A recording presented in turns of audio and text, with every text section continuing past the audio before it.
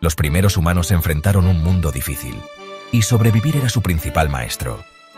La educación no era formal en ese entonces, sino que estaba mezclada con la vida diaria. Los niños aprendían mirando a los adultos, imitando cómo cazaban y recogiendo plantas que se podían comer. Saber cosas era, de verdad, la diferencia entre vivir o morir.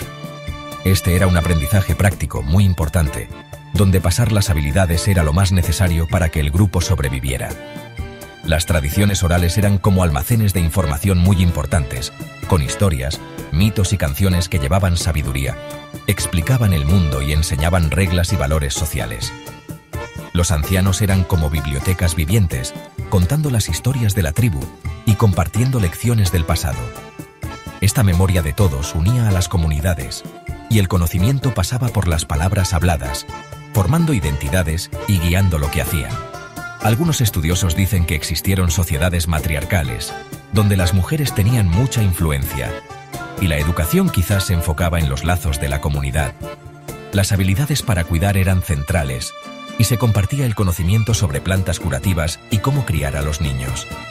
La sabiduría muchas veces se centraba en cosas que daban vida, y el bienestar de la comunidad era lo más importante, y eso formaba cómo se enseñaba a los jóvenes.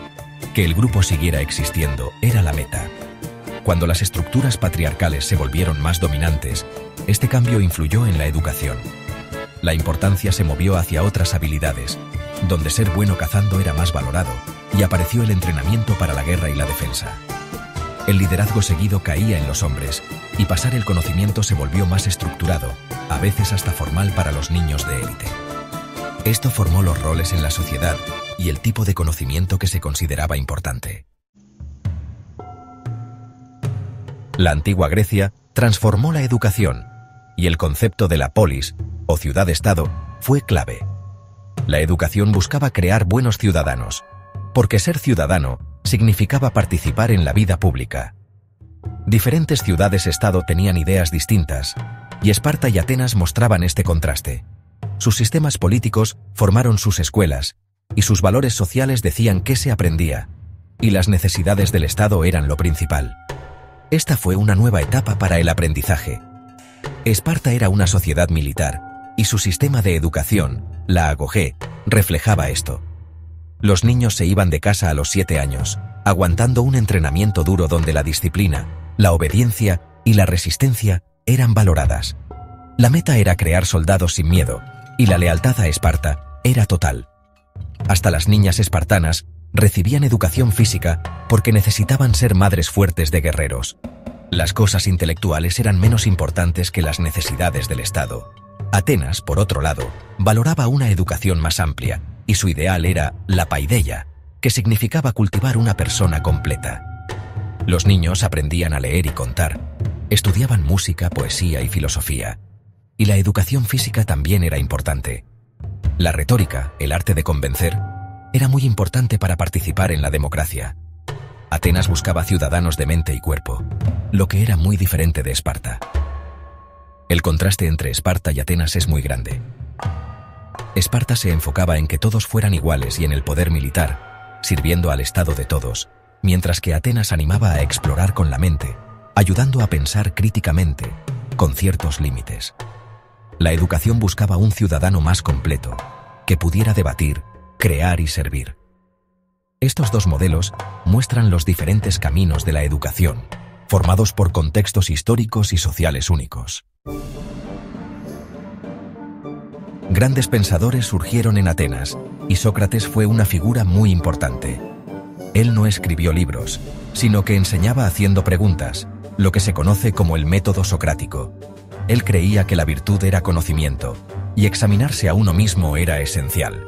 Una vida sin examinarse no vale la pena vivirla, decía él. Sócrates desafió la sabiduría de siempre, y su forma de pensar cambió mucho el pensamiento de Occidente. Platón, alumno de Sócrates, fundó la Academia en Atenas, una forma temprana de universidad. Platón escribió mucho sobre educación, creyendo que debía cultivar la razón. Su libro, La República, describe un estado ideal donde reyes filósofos, educados en la verdad, deberían gobernar. La alegoría de la caverna muestra sus ideas, donde la educación es un viaje de la oscuridad a la luz, buscando entender formas eternas. Aristóteles, alumno de Platón, fundó el Liceo, dando importancia a observar las cosas directamente. Estudió lógica, ética, política, biología, física y metafísica. Aristóteles creía que la educación debía fomentar la virtud y desarrollar la capacidad de razonar de una persona, buscando un ciudadano completo y ético. Sus ideas influyeron en la educación por siglos, ordenando muchos campos del saber. El período helenístico comenzó con Alejandro Magno, quien extendió la cultura griega conquistando tierras muy grandes. El idioma griego y sus ideas viajaron al este, lo que llevó a una mezcla de culturas. Aparecieron los gimnasios, centros de educación griega, y bibliotecas como la de Alejandría crecieron mucho, volviéndose centros de estudio. La educación se volvió más internacional y elementos griegos y orientales comenzaron a mezclarse. La primera educación romana se centraba en la familia, y el padre o paterfamilias era el maestro principal. Él enseñaba habilidades prácticas y valores romanos, incluyendo el mos maiorum, que eran las costumbres de los antepasados. El respeto por la tradición era lo más importante. Los niños aprendían agricultura, leyes y deberes militares, y las niñas aprendían a manejar la casa.